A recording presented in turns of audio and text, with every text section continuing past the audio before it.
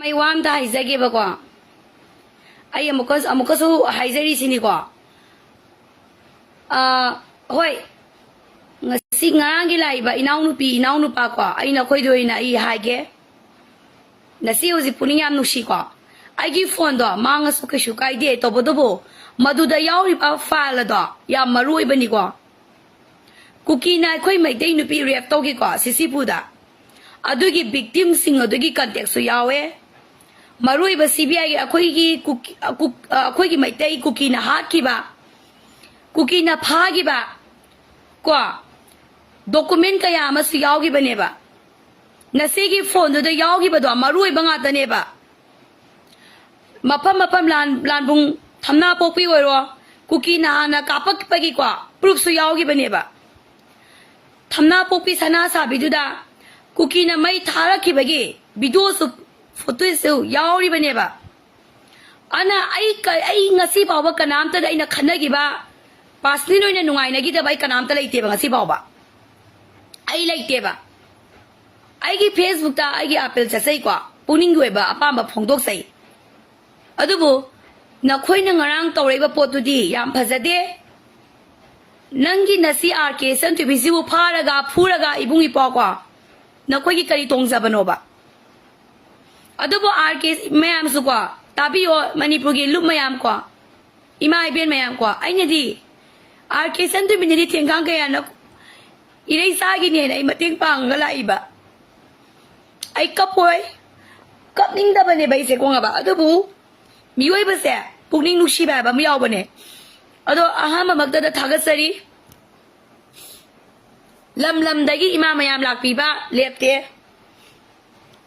ibung ipaw mayam ai kita magda songthok pirak ba lepte ko thagasari madu kita magda hausisu ibung ipaw mayam ai kita magda lepi ba ai kita magda mayam ama ko phone torok pa lepte lak pa lepte imai be lak pa su lepte ai gida makta ko ai madu ai sauk thok pa nate ba adubu nangi nasi RK satui bina ko na ko ai na kanada ai na ngangi kana nui khangam ni lata romario gi matang da khara hai gi ai gi oi ba wa du di kanan ai na ngangai du kana na ngangalak pa no ba kana na hayalak pa no ba sa koi di pam sai adu to ba pam sai ada to ba pam sai hai ba na tanai hai gi balaite justice ngasi ba ba manipur di issue thok pa gi di ai nya lawe ba ai gi tamak ta di kanam ta lawbi na balaite ba sai khangi maram di manipur da ngang na ba law na ba se leite ba lai salak tre ba leite ba wai sana si ba phajana iren jana dong wai sana si ai gi phone da please ai gi phone do manga su keshu kai de ai han ba ma jai pai di sine ba to bo do ma du da yaw gi ma file du di ibung ipo ai bu khuniye goi gera ama goi gera pha ru ro nong mai nam mu ro hai na thabi nei ba XYZ tabi yo phone do da yaw gi ba file mayam du de mai tai irei sa ka ya kan na ba gi da makta PDF video mayam yaw gi ba se si matang khang bi wo ba nasanna sana sabi da sallaga kuki na mai thara ki badugi photo video proof mayam yauri bane ba thoi kano thiyo kana la ya tang mateng bang biyo ngasi sana sabi ai ba khundu da kanam sangam dra bane ba sangaga kangbai ai ba mapam du da sangaga kuki na tawrei ba pot adu proof hoina bani ai du na case ke ada ham na bagi damakta footage video leiri bane ba mai tai ya seng bo ba taraga di ai gi phone do kusin da biro ba ai gi phone do kusin da biro ba kangbai tawa da sang mangam dra bane ba kangbai tawai du da thawai ku ba ha pa ga sangi bani sana sabi manung na sangi ba se ai ne ai sangi ai gi tim ga tawa sang bane ba nga ki ai na ngangi ba du da nui na yaning da ba koning ba ma pen da ba le ra ga so hayo ba aina ngangi do kana ai khangde ai adu ngang ba gidamag da tora kani abasu ai khangde kana na tori ban ai bas ai tase na khangde maramdi ngase pawa party amataga ai ga khana gi ba saina gi ba sauna gi ba amma baw leite ba ibung ibaw ma wai bagi phone na launa ba ngang na badi mayam lei ko adu di amaga su khane bai di adu bu si madang khangbiyo ba Praza mayam na khangbiyo ai gi to badu da harawa mi yarong gani ba tawada bo kangmai gi tawata na sangaga aina cookie na tawrei balalo nga dugi proof hoy na bagi damag ta badugi video do yawra ba de ba phone du da ai kamay no utkani sana sabi gi yum du dam maming di paloy dada kaka dugi mama thanna lay bani mama thanna na khungak bani kanal sangam dra bani aina haijan na banate mapam adugi mai thara ki bagi video footage mayam ado phone du na yawra ba de ba ay adugi video footage so pa meba maramdi ibung ipada hawai ko ba hapaga sangmi nagi ba mapamda nanggi ba video mayam malaye ba ay adu pa meba ay paisa pa ba ay adu video do na luye ba ko dadi maramdi do cookie gi luwol way ga ba deba cookie gi asoy ba cookie gi luwol cookie na may tay da hada etek taw re ba sa khang na ba gi amat na gai ra ba adu ko ba proof de ba matang sara ga madu ay koy thadok pa su ya da ba ni na mari le na ba department sing dai koy pili ba de ba ibung ipo ba yan tabi ho ba ay amuka sa appeal daw sa ge madi po na le ba civil society iba ibelu bayam ko hoy iba ibelu bayam po daw le pili wai do taba da bitigi pitay isagi ako'y bayam lay ni kay no boy kanano do daw kay tiga kani ko kani lam ko dingi ko ay iba support daw bilay ay na support daw sagi kung truki imasi payek sugudu everything ko boy lang rogi imasi ay lebo wai sa day adu ay ko'y masiga ta ba ay na ko bayam bitigi pitay base kari barang kita magtono ba ay ki ba ginate ba ay son ba ginate ba si makang biyo ba ibung ipamayam katawraga tawai ko ba kahapaga ay na mapamapaw ko din sa laga kukigin lumol ay gana ba bido sa ilaw sa kiba adu do ay pamuye ba do ay adu pame ba ano yung video mayam na iamuhan na so ay low mo nga maroy ba please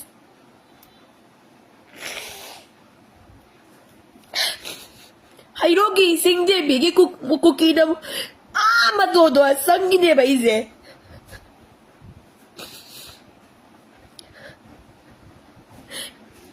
ibung ipo mayam kay naugilanda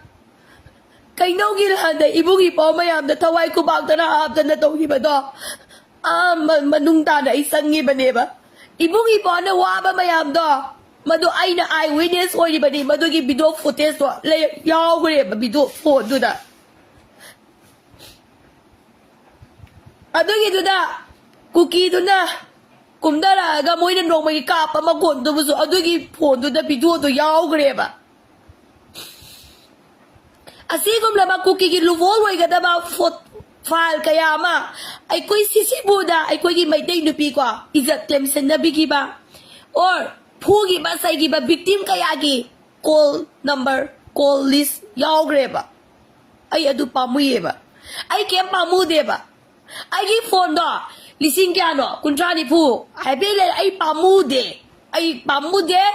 ay phone do pamude ay mo ka suai jeri phone do da yawi ba maru ba video file pdf document mayam do ay pamuzai ilay sagi na sini na sanni ko ni sumay na to badi phanmande ay musing na mo honari ba inaw no be noy ilem ka kine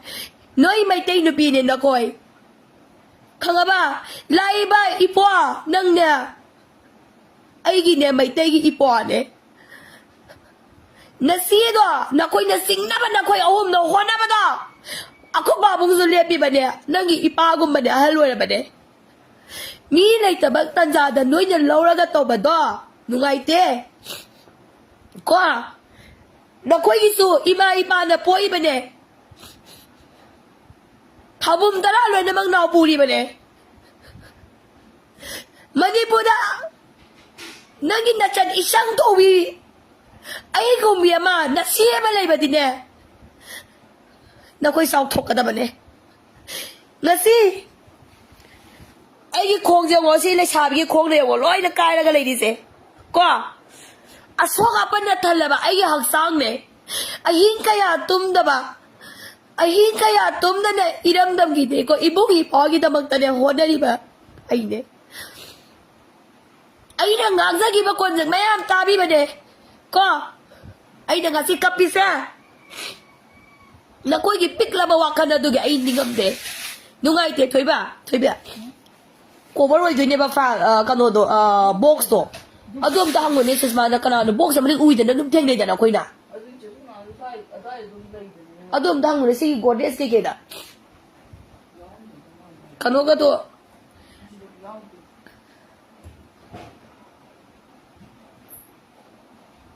ta planning 1000 nang tari ba skin solo view ko ta planning 1000 samaina negative comment haire ba missing sa kana khang ni moi gi lak mi na ba geng tu da yaw ba so maya skin som ta lo view ta planning 1000 ma gi in detail photo am ta lo view ko thaga sari maya adu du na ai si haning ba yaw ni ba ai si ra gana na khoi gi kari tong za ba no kari mang za ba no ba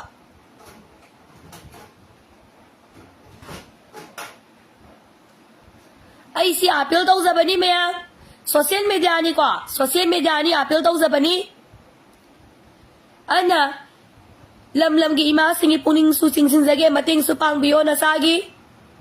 nasana kanada kari lang zagi dana torok panwai ngasi paw khang de kanam ta ga soi saung na gi ba ngang na gi ba soi leiza de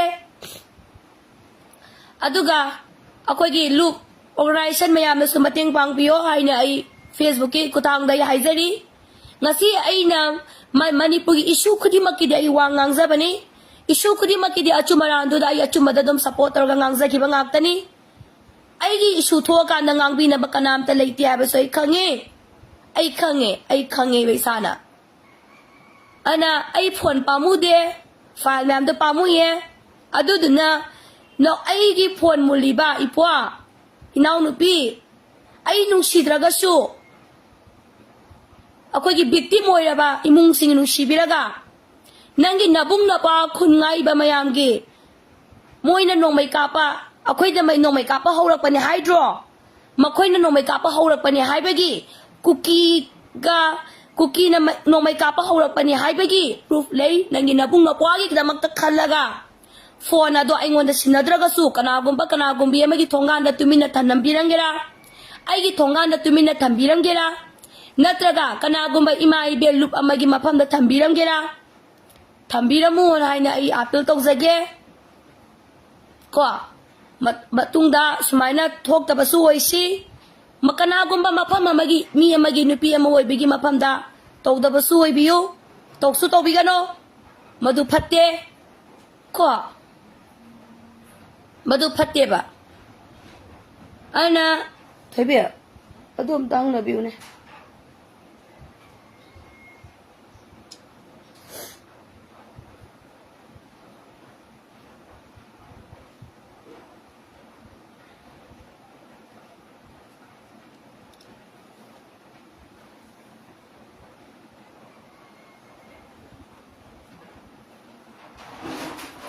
iPhone da pamu de ba ko file ma'am da pamu ye ba akoy na wana satana video record ma'am lodana khotana tawdana ma'am da pamu zai ba ko yamna sahi ama hen bagi adu da file yawgra bane ba kuki ga maitei ga sahi ama hela ba ani sura kada bagi lana sigi file roi na mag yawgra bane ba ayna ayu phaba singna bo hona biri ba ipwa amadi inau no pe noi sungsoi soi dana chichegi live se yangam gani ai bai thajai adu ai bata ragadi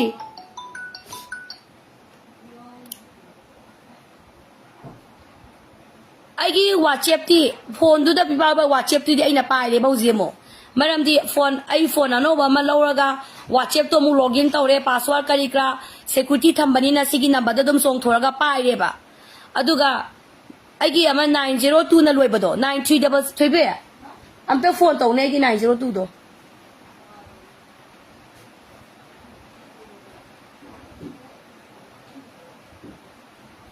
Ado maya mateng pang piyo lak piyo ay yumda ima ibe loop maya mama ko lam gi ima iben maya masu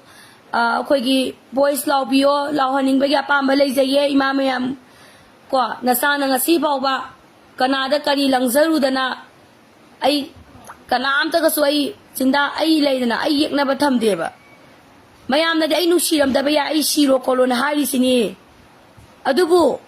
ai ni dinga si baw ba ai por hurala baw ba kan bigi bane ba ai por hurala baw ba da kan ba mini ai se yari ge wari sana si akoi masen hana ba akoi masen phuna ba